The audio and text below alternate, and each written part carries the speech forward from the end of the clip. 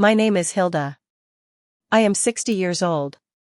What I am about to share will change how you look at your own family forever. Just 3 days ago, my own son Damien and my daughter-in-law Melissa pushed me and my husband Henry off a 90-foot cliff. As I lay there in pain, unable to move, bleeding and broken, I heard Henry whisper weakly, "Hilda, don't move. Pretend you're dead." But that wasn't even the worst part. The worst moment came when Henry finally told me the most painful truth a mother could ever hear. A secret our children had hidden for 25 years. For 40 years, Henry and I believed we had built the perfect family. Every morning, we woke up in our small suburban home to the smell of fresh coffee and the sound of birds outside. I worked as a teacher at the nearby elementary school, and every afternoon I came home with stories about my students. Henry owned a carpentry shop where he created beautiful furniture. His hands were rough but careful, and he could turn plain wood into something special. We had 2 sons. Richard was our first child. Damien was 5 years younger. Richard filled our home with laughter. He helped his father in the shop and always tried to protect me from worry. Damien was quieter and more distant, but I loved him just as deeply. As a mother, I believed I loved both my children equally.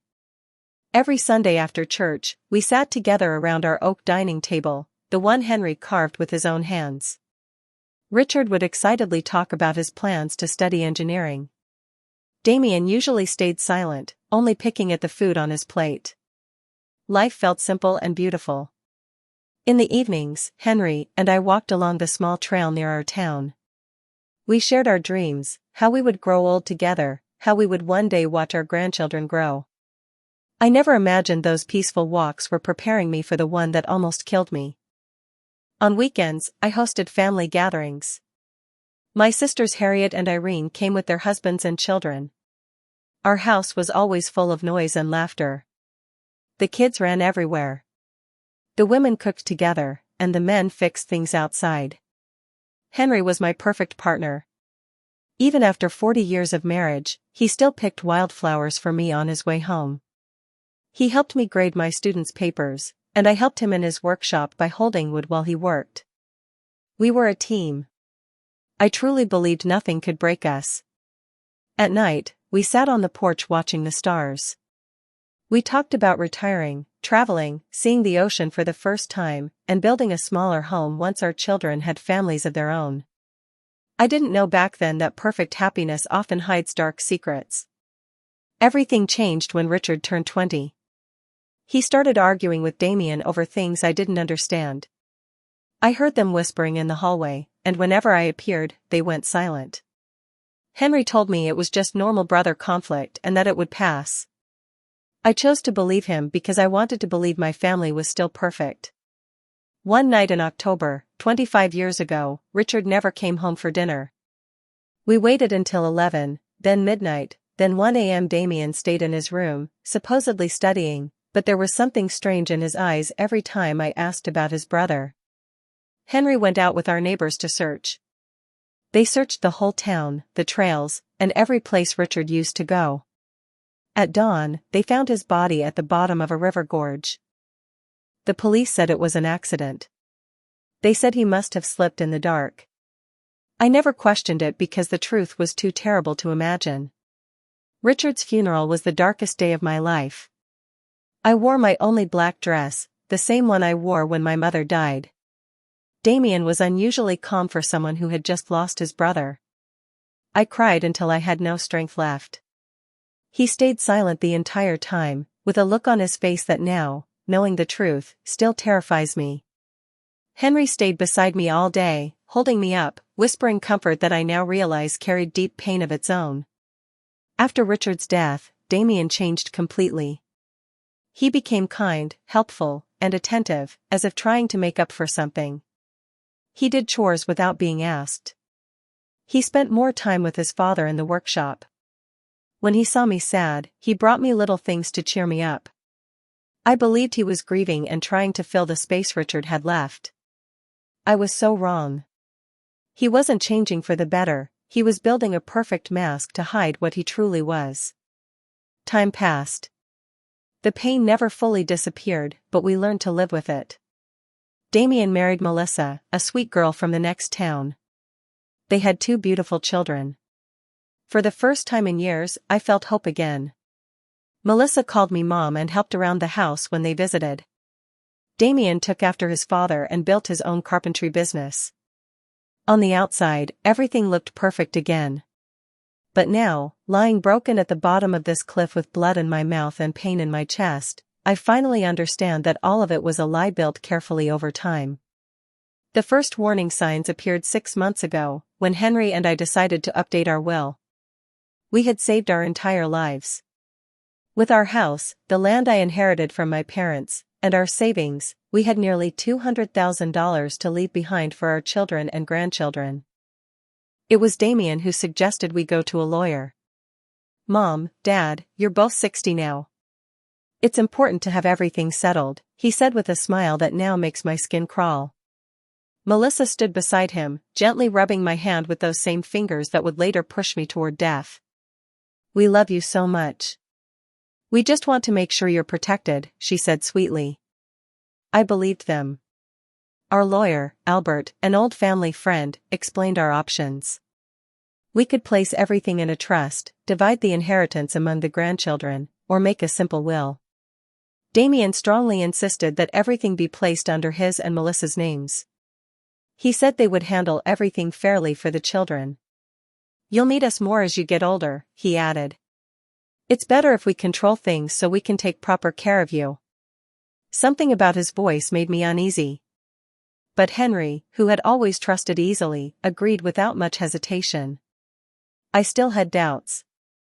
I remembered how Richard always talked about taking care of us when we grew old. But Richard was gone. Damien was our only living child. We signed the papers on a Tuesday afternoon.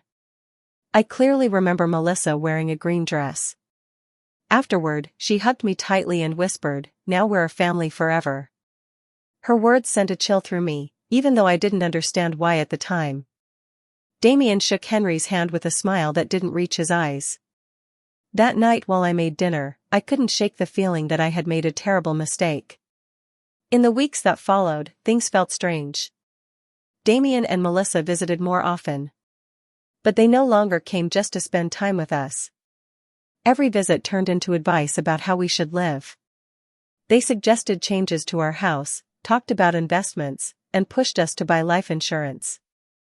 "Mom, this house is too big for you," Melissa said one day as she looked around with careful eyes. "You should sell it and move to a smaller place in town. We can help you find a nice apartment." But I loved our house. Every corner carried a memory. Every room held the story of our 40 years together.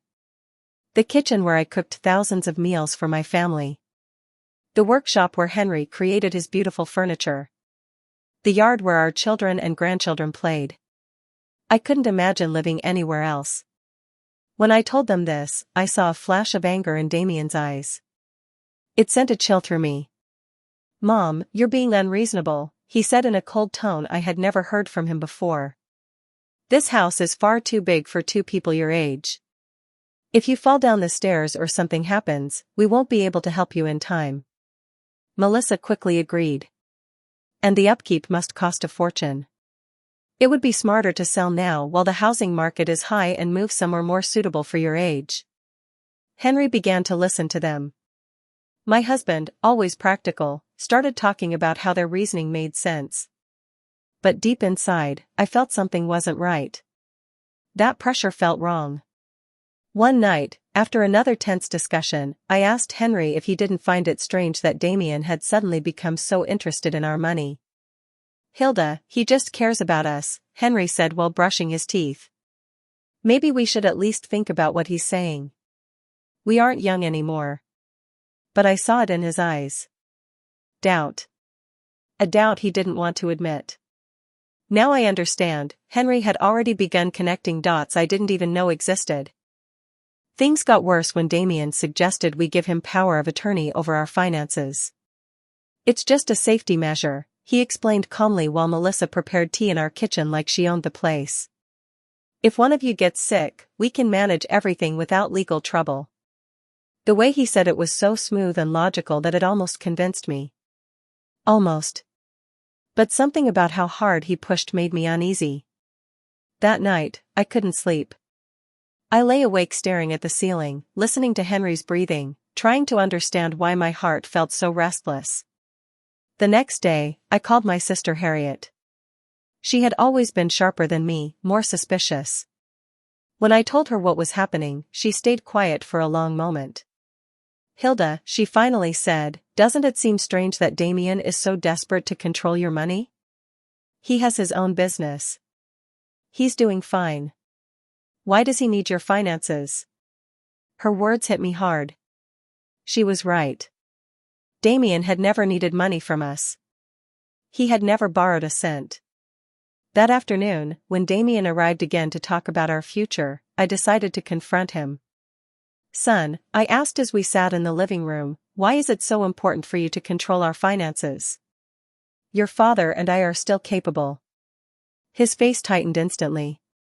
For a brief moment, something cold and dangerous flickered in his eyes. "Mom, this isn't about control," he said stiffly. "It's about love, care, and family responsibility." But the way he said family responsibility sounded more like a warning than affection. Melissa stepped in with her soft but firm voice. "Hilda, we only want what's best for you. It hurts to see you worry about things we can easily handle." That night, after they left, Henry and I had our first serious argument in years. He said I was becoming paranoid. I insisted something was wrong, that Damien had changed too much. As we washed the dishes, I said, "Henry, do you remember what Damien was like before Richard died? He was different. Distant. There was something about him that scared me." My husband stopped moving. He stared at me with a look I had never seen before. "Recognition." "Hilda," he said quietly. "There are things about Richard's death that I never told you." My heart began to race. "What do you mean?" I whispered. Henry sat down heavily at the kitchen table, the same table where we had shared thousands of meals, where Richard had done his homework, where Damien had always sat in silence. He rubbed his face like he was trying to erase 25 years of pain. "The night Richard died," he said in a broken voice, "Damien wasn't in his room studying. I saw him leave the house around 8. I followed him because something about his behavior worried me. He had been angry, resentful." Henry paused, staring at his hands. "I saw them arguing at the gorge.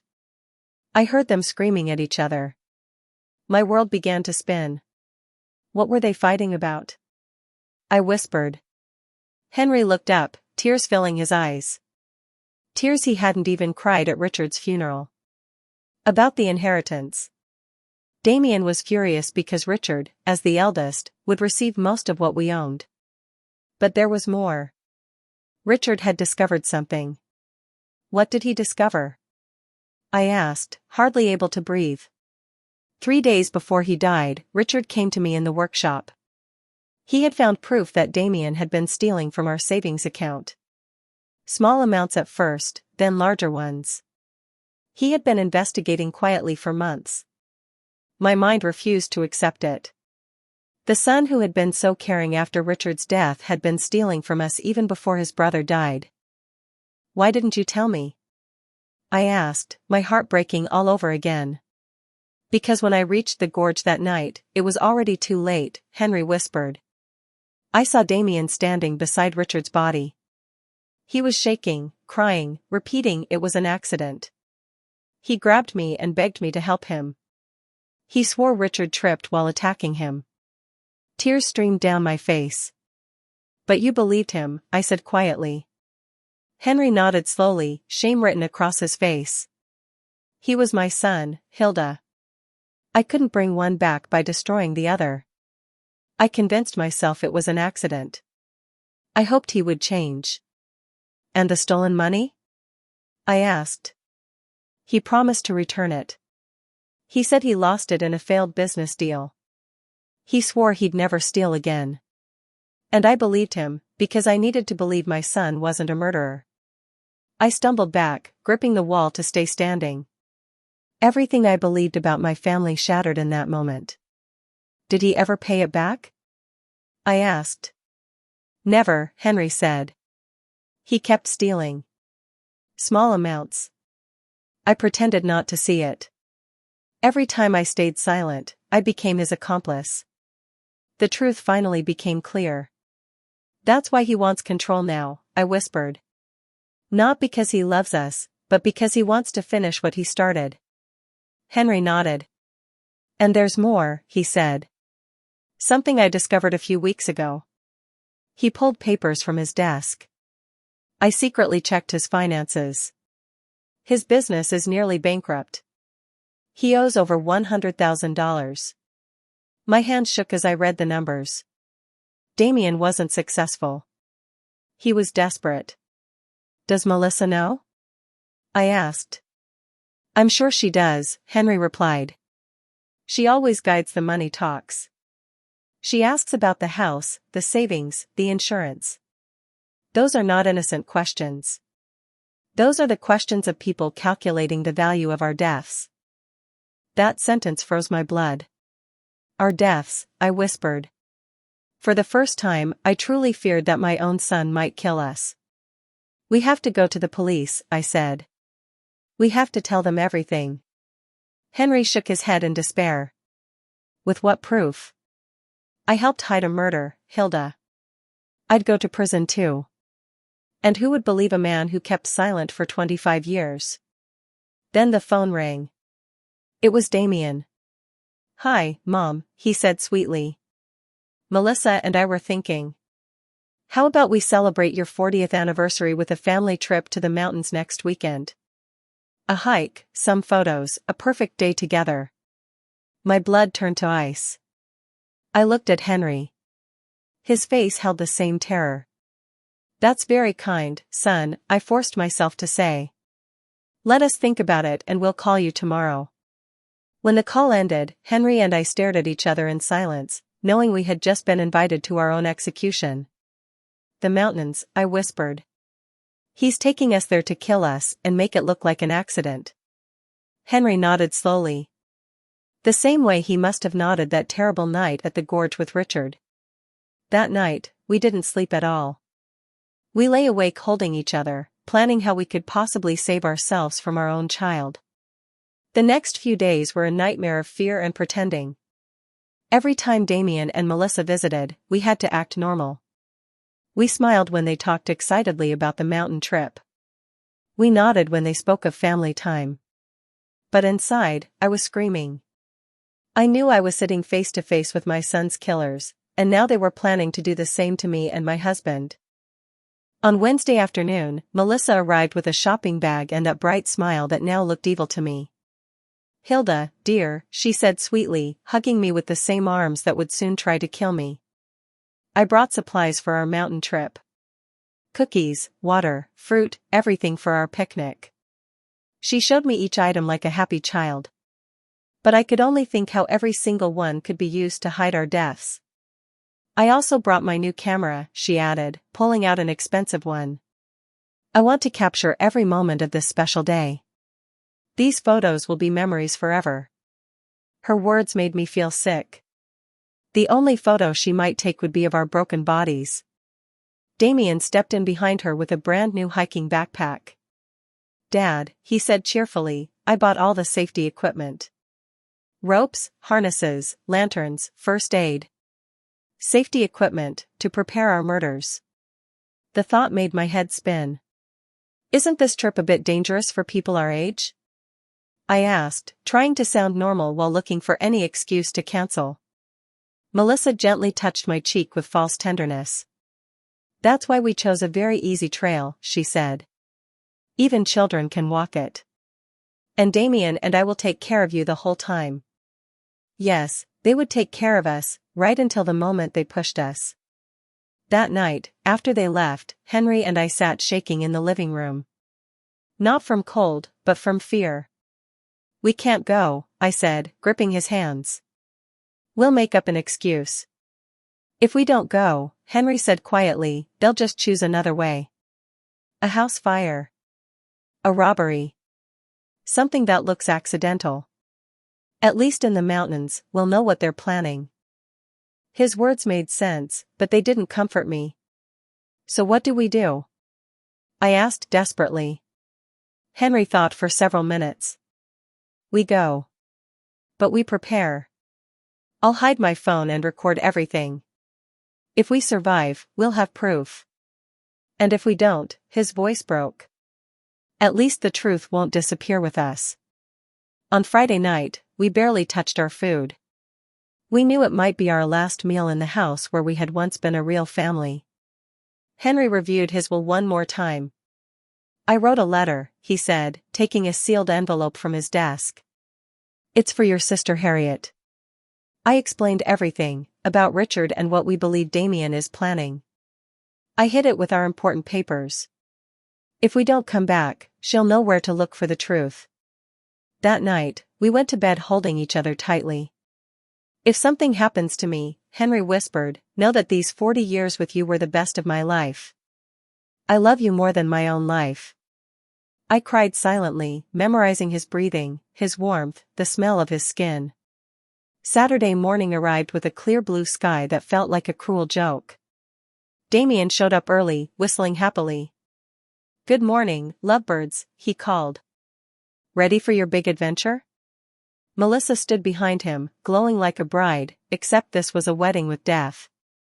At breakfast, which we could hardly eat, Damien spread a map on the table.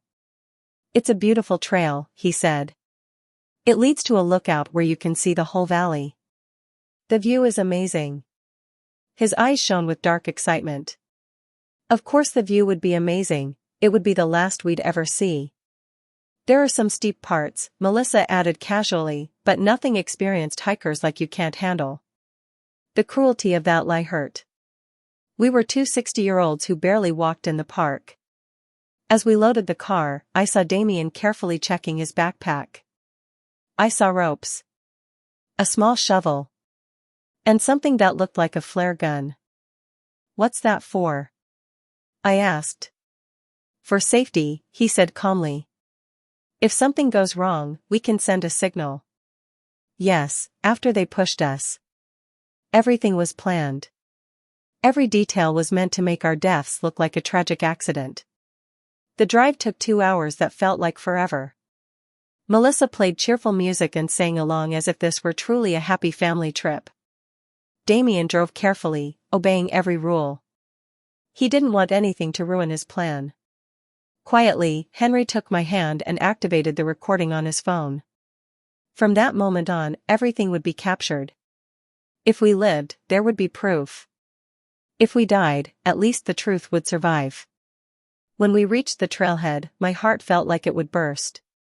The place was beautiful, tall trees, flowing water, but for me, it was the place where I was meant to die. Damien and Melissa grabbed their backpacks, laughing and joking. Ready for the adventure? Damien asked. And for the first time in 25 years, I saw it clearly, the same cold look in his eyes from the night Richard died. The trail began easily, winding through green trees and mossy rocks. Melissa walked ahead, snapping photos and pointing at flowers and birds. She played the part perfectly. Damien walked behind us, pretending to make sure we were safe. But I felt his stare like knives in my back. Every time I turned, he smiled.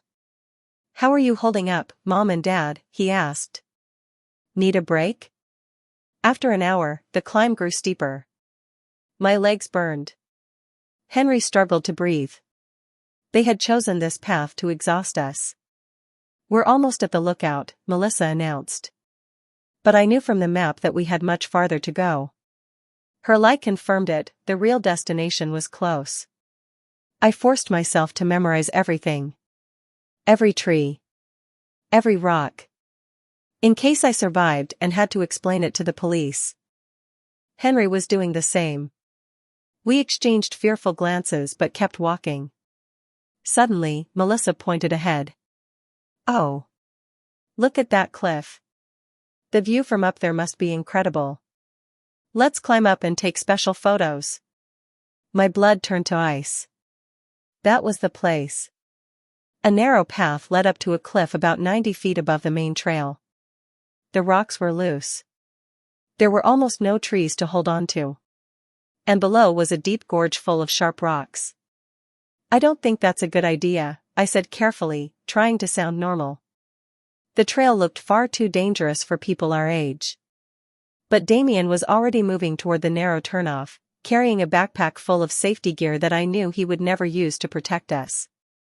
"Come on, Mom," he said in that familiar voice he used as a child whenever he wanted to persuade me. "It'll only take a few minutes. And Melissa is right, the photos from up there will be amazing." The way he said amazing made my hands shake. The photos would only be amazing later, as proof of what would happen to us. Henry gently squeezed my hand, reminding me that his phone was secretly recording everything. We had no choice but to continue. We had to follow them all the way or they would simply find another place, another excuse, another chance to kill us. The climb to the cliff was brutal.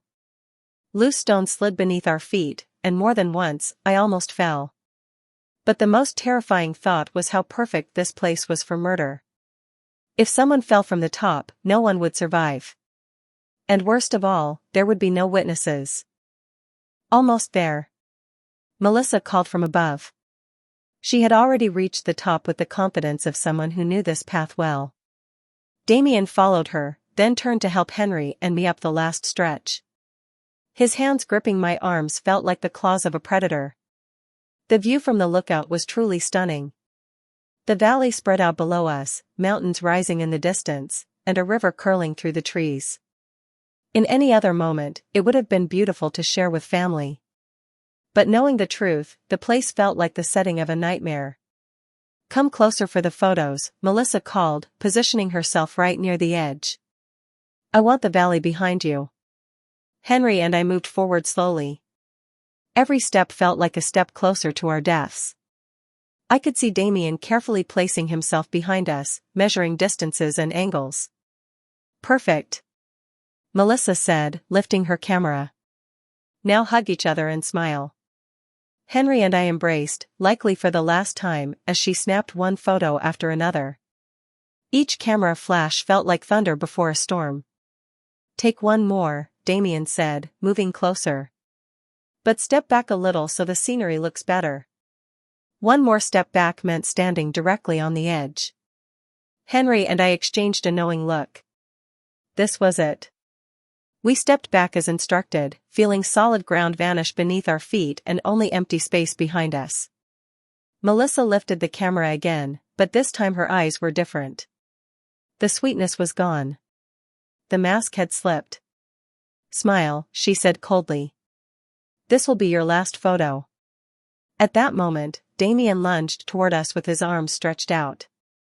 The plan was simple: push us so we would fall, photograph the accident, and later come back to discover our bodies. But Henry was ready. At the last second, he grabbed Damien's wrist and yanked him forward. "If we die, you're coming with us," he shouted with a rage I had never seen before. For a brief moment, all four of us wobbled on the edge of the cliff, tangled together in a terrifying struggle between life and death. Melissa screamed and tried to pull Damien free, but the combined weight was too much. I felt the ground crumble under me. Gravity took control. And then all four of us fell. We crashed through the air together, screaming as the wind howled around us and the rocks rushed toward us. In those endless seconds, I thought of Richard, of how he must have felt when Damien pushed him into the gorge 25 years earlier. The impact was savage. I heard bones crack. I felt my body shatter against the stone. The pain was beyond anything I could describe. Blood filled my mouth, and I was certain this time Damien had truly won. There would be no witnesses left to tell the truth. But then I heard Henry's voice, broken, weak, but steady. "Hilda, don't move. Pretend you're dead." And then I realized something unbelievable. I was still alive. The pain was unbearable. Every nerve in my body screamed. Blood ran down my face, soaking into my clothes. But Henry's words echoed in my mind like an order from heaven. "Play dead. With a strength I didn't know I had, I stayed completely still. I even controlled my breathing so it would not be noticed. Nearby, I heard Damien and Melissa groaning in pain. They had survived too, but from the sound of it, they were hurt badly. "Melissa," Damien said weakly. "Are you okay?" His concern for her twisted my stomach. This man, who killed his own brother and tried to kill us, was still capable of love. "I think my leg is broken," Melissa groaned. "It hurts so much." "And the old people?" she asked. The way she said it confirmed what I already knew. We were never family to her, just obstacles standing between her and our money. I heard movement as if Damien were crawling closer to us. My heart pounded so hard I feared he would hear it. "They're dead," he finally said after what felt like ages. "Their eyes are open, but they're not breathing."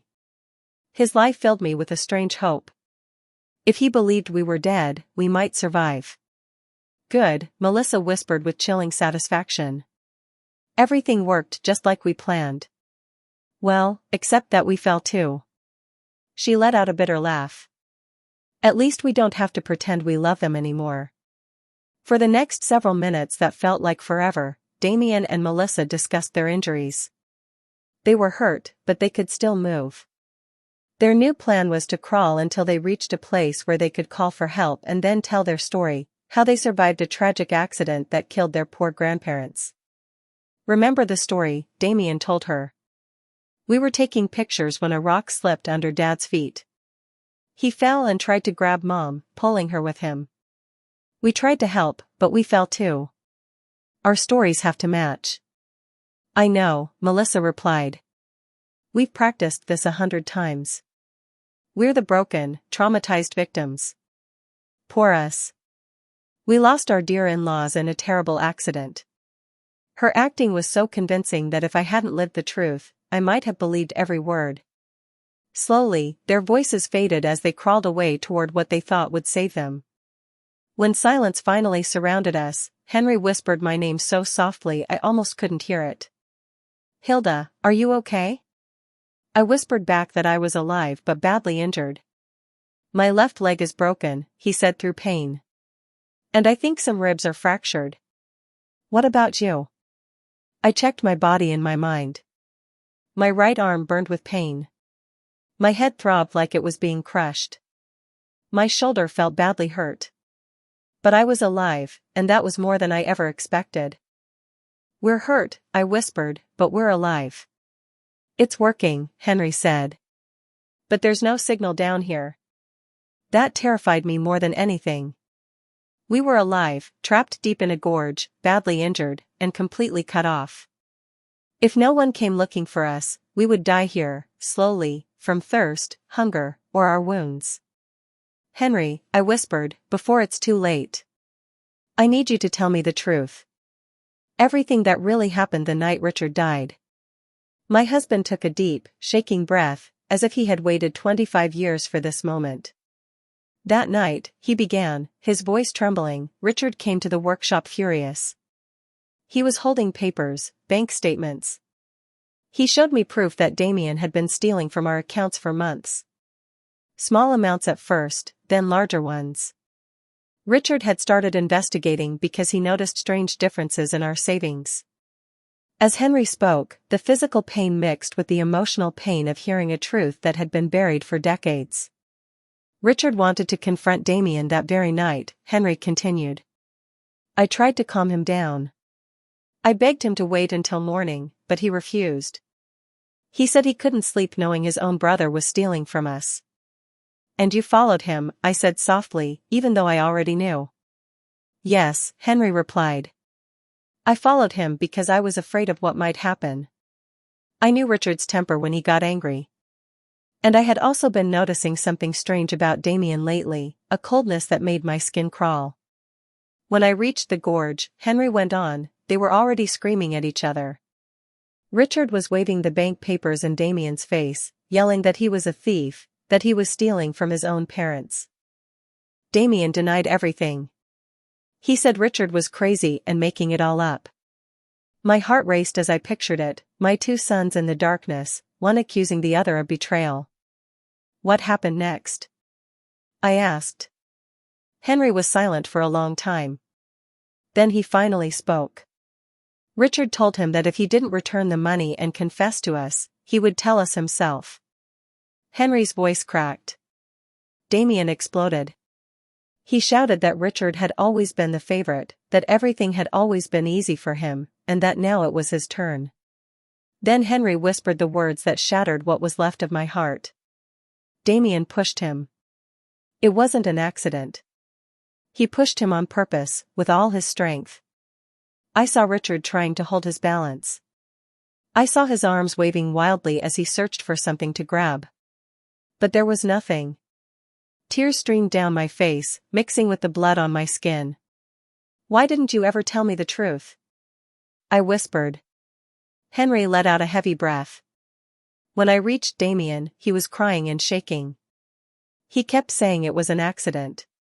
He begged me not to tell you. He said he couldn't lose you too. But you knew it was a lie, I said quietly. Yes, he replied.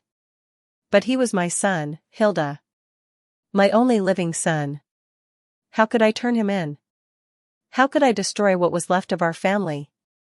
His words hurt just as much as my broken body.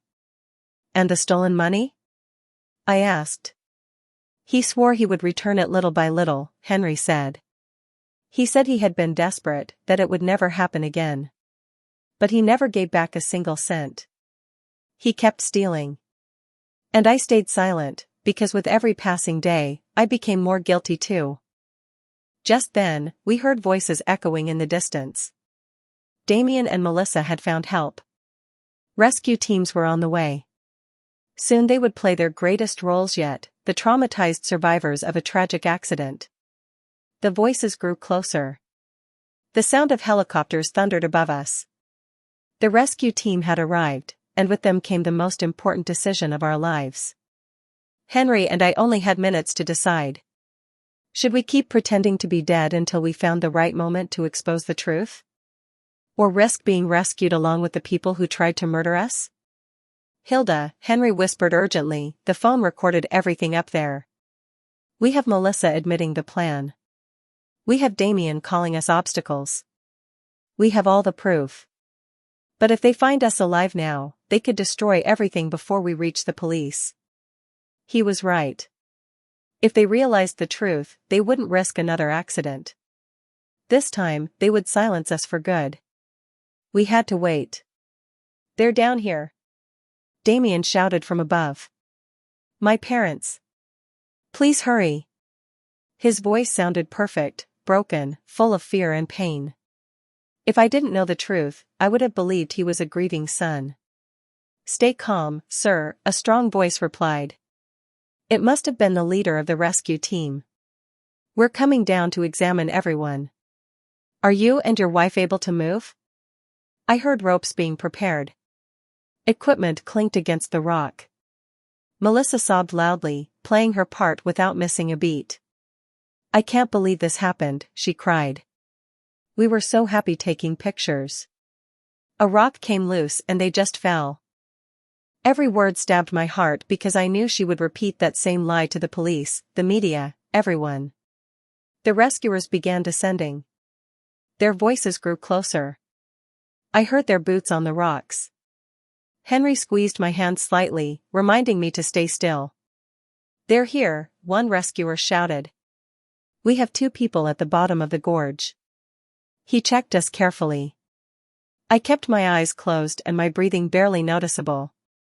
I felt him searching for a pulse on my neck, placing his ear near my mouth. This man still has a weak pulse, he said about Henry. The woman, it's not clear. Get the medical team down here now. My heart raced. The plan was working. Henry would be seen as barely alive. I would seem even closer to death. For long minutes that felt like hours, the paramedics worked on us. I felt an oxygen mask placed on my face. My wounds were examined.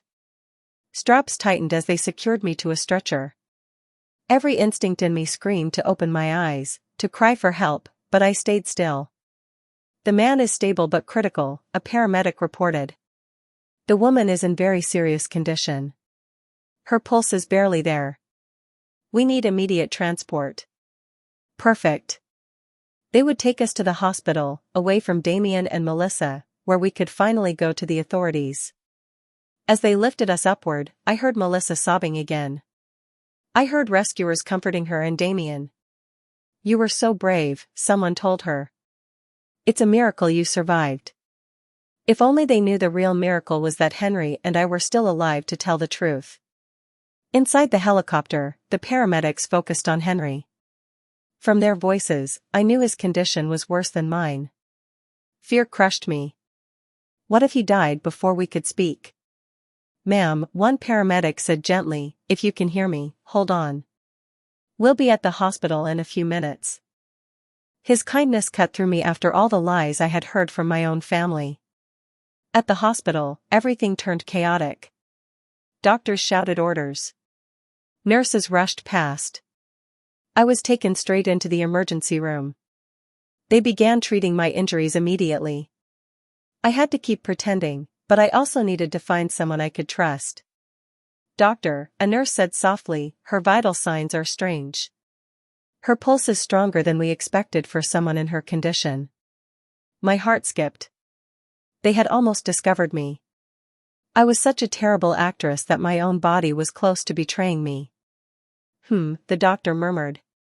"This sometimes happens with extreme trauma. The body finds strange ways to hold on to life. We'll keep her under close watch. The next few hours are critical. We've done everything we can." Melissa made a sound that was meant to be a sob, but to me it sounded like relief. "Can we see them?" Damien asked. "Just for a few minutes. We need to say goodbye, just in case." The doctor agreed. Soon, I heard footsteps approaching my bed. This was the most dangerous moment of all. I had to convince my own murderous son that I was really dying. I felt Damien stand beside me. He took my hand, and it took everything in me not to pull it away. "Mom," he whispered. "If you can hear me, I want you to know I love you. I'm so sorry this happened." His words were sweet poison, soft on the surface, deadly underneath. Melissa stepped closer from the other side. "Hilda, dear," she murmured. "You've been like a mother to me. We'll never forget you." Liar. The only reason they would never forget me was because they believed they had murdered me. Then Damien leaned close to my ear and whispered something that made my blood turn cold. "I hope you learned your lesson, Mom. You never should have asked so many questions about our finances. Some truths are better left buried, just like Richard." In that moment, I knew our plan had worked. Damien had just confessed. And even though I couldn't record it, a nurse was standing right there and had heard every word. His whisper echoed in my head like a direct admission of guilt. He mentioned Richard. He admitted that the finances were the reason for our accident. Still, I needed more. I needed a confession that couldn't be twisted or denied. The nurse, her badge set-ins, stood frozen by the machines. Through my barely opened eyelids, I saw her eyes widen in shock. She understood exactly what she had just heard. "What did you say about Richard?" Melissa whispered, startled. Damien stiffened. He knew he had said too much. "Nothing," he muttered. "I just meant, well, Mom always wondered what happened that night. I guess it doesn't matter anymore." But it did matter. And Melissa knew it. "Damien," she said tightly, "let's go. The doctors need space." After they left, Ins hurried back to my bed and whispered, "Ma'am, I know you can hear me. What I just heard is not normal. If you're in danger, you need to tell me somehow." Hope filled me. Someone finally suspected the truth. Very slowly, I moved my index finger. Just a tiny motion. Ins saw it immediately. "Oh my God," she whispered. "You're pretending." I moved my finger again, twice. "Yes," she whispered quickly. "Listen to me. I'm going to pretend to check your monitor. If those two people did this to you, move your finger 3 times. Without hesitation, I moved my finger 3 times. Ins gasped. She stepped back and pretended to adjust my fore while she thought. I could see the struggle on her face. Then she returned to me. I'm going to talk to the doctor in charge, she whispered. You must keep pretending until we can protect you. Do you understand? I moved my finger once. The next few minutes were torture. I lay there alone, praying she would believe me and do the right thing. Then I heard footsteps. Inns came back with an older doctor and 2 police officers. Ma'am, the doctor said quietly, Nursins explained your situation. If you can hear me, you are safe now. These officers are here to protect you. Relief nearly broke my act. Can you open your eyes? One officer asked. Slowly, I did. The bright hospital light hurt at first, but then I saw the faces around me. Thank God, Inns whispered. Ma'am, the officer said, I'm Detective Johnson. We believe you are in serious danger. Can you tell us what really happened on that mountain? My voice came out as a rough whisper. My son and his wife pushed us. The next hours passed in a blur of questions, recordings, and truth.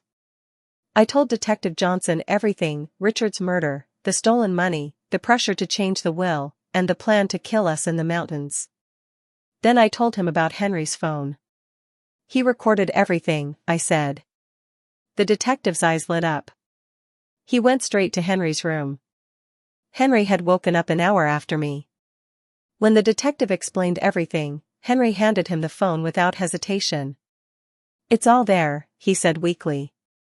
25 years of lies, and the truth about today. While the recording was analyzed, Damien and Melissa stayed in the waiting room, pretending to be grieving family members. They had no idea their lives were about to collapse. After an hour, the detective returned. The recording is clear, he said. We have confessions of Richard's murder, proof of theft, and clear evidence of planned attempted murder against you both. It's more than enough to arrest them. Will you arrest them here? I asked fearfully. Yes, he said. Officers are already positioned. Once the warrant is signed, they're done. Both of you are under full police protection. The irony was unbearable. Downstairs, Damien and Melissa were probably discussing our funeral and inheritance, never knowing that upstairs, everything they built on lies was falling apart. There's one more thing, the detective added. We investigated your son's finances. Not only is he bankrupt, but he also owes money to dangerous people, illegal lenders. My blood ran cold. So, we weren't just inconvenient? No, the detective said. Your inheritance was his only way out. Without us, he would have been dead within weeks. That truth made the betrayal even worse. We were never just in his way. To him, we were his only source of money. Our deaths were not just convenient, they were necessary for him to survive. What about our grandchildren? I asked, pain rising in my chest as I thought of Damien and Melissa's innocent children. Social services will take temporary custody, the detective said gently. Once you recover, you can apply for custody. The thought of raising the children of the people who tried to kill us was unbearable. But it was also the only way something good could come out of this nightmare. Those children were innocent. They deserved real love, not lies. It's time, the detective said as an officer entered with documents. The warrants are signed. We're arresting them now. From my hospital window, I watched officers quietly take their positions in the parking lot. The moment I had waited for 25 years had finally come. Damien Black and Melissa Black, the lead officer said firmly. You are under arrest for the murder of Richard Black and the attempted murder of Hilda and Henry Black. The silence was heavy. Then Melissa screamed, What are you talking about? We are the victims. Our in-laws died in an accident.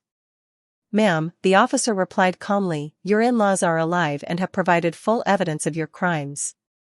There was a pause, then Damien screamed in panic, That's impossible. We saw them die. They were dead. His words were recorded, becoming another piece of proof. Over the radio, I heard Melissa turn on him. It was his idea. He forced me. Damien shouted back desperately, you suggested the cliff. You planned everything.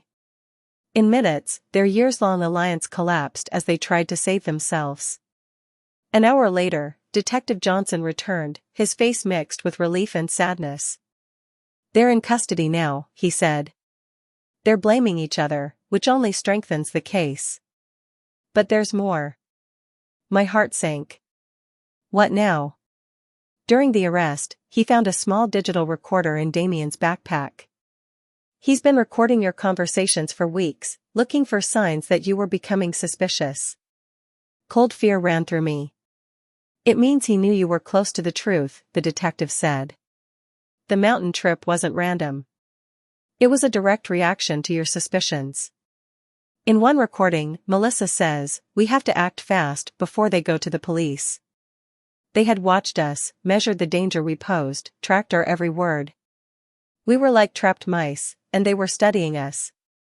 There's more, the detective continued. Your son owed money to dangerous lenders.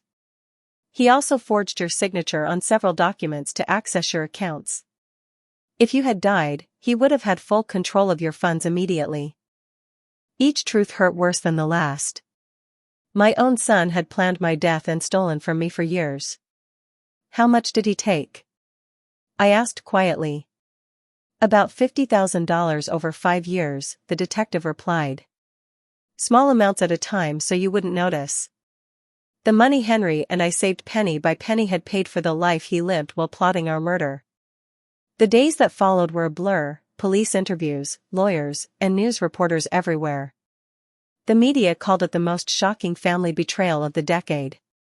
My sister Harriet rushed in from the next town, crying and holding me. Hilda, I always felt something was wrong with Damien after Richard's death, she said. But I never imagined this. Her words brought me comfort. At least my instincts hadn't been wrong. And the children? I asked. I saw them yesterday, she said sadly. They're confused. They keep asking why their parents can't come home. They're too young to understand. Our lawyer, Albert, the same man who prepared our will, visited with legal updates. The case is very strong, he said. With the recordings, confessions, and financial evidence, convictions are almost certain. Then his tone changed. They're trying to negotiate a reduced plea by calling this a crime of passion. A crime of passion? I cried. They planned this for weeks, bought equipment, chose the location. Albert nodded. We have proof of planning, but their lawyers will argue desperation and financial pressure. The thought of them getting lighter sentences filled me with rage. They murdered Richard. They tried to murder us. They stole from us for years, and now they wanted sympathy. They had tried to kill us. They had been stealing from us for years. And now they wanted to act like victims of their situation. What can we do to make sure they get what they deserve? I asked. Testify, Albert said calmly. Your words, along with all the evidence, will help the jury see the truth. But I won't lie, it will be emotionally crushing to face your son in court. He was right. The thought of looking at Damien, hearing his lawyers defend the unforgivable, and reliving every moment of this horror in front of strangers terrified me. But I had to do it, for Richard, for ourselves, and for our grandchildren, who deserved to know the truth about their parents. 3 weeks after the arrest, Henry and I were finally allowed to go home. Our injuries had healed enough for us to move around, though he still used crutches and my arm remained in a sling. The house felt empty and unreal, like a stage after the actors had left. Everything was exactly how we had left it that day. The breakfast dishes were still in the sink. The bed was still unmade. The flowers Damien had brought were still on the table, now dry and lifeless. It felt like time had frozen the moment our old life ended. That first night back, as we lay in our familiar bed, I asked softly, "Do you think we'll ever be happy again?" Henry wrapped his good arm around me and sighed. "I don't know, Hilda," he said. "But we're alive. We have the truth. And for the first time in 25 years, we don't have to live with secrets. The trial began 6 months later. On the day I testified, I looked Damien in the eyes for the first time since his arrest. I saw no regret. No pain.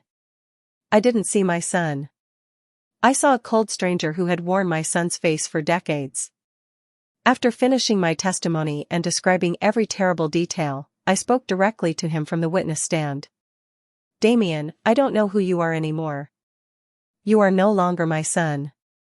My son died the night you killed Richard. What has lived in his place for 25 years is a monster I unknowingly helped raise. The jury took 3 days to decide. They found Damien guilty of first-degree murder for Richard and first-degree attempted murder for what he did to us. Melissa received the same verdict as his accomplice. Both were sentenced to life in prison without parole. Now, 1 year later, Henry and I have begun the legal process of adopting our grandchildren. They are pure, innocent souls who deserve to grow up knowing real love, not the toxic, manipulative version they were born into.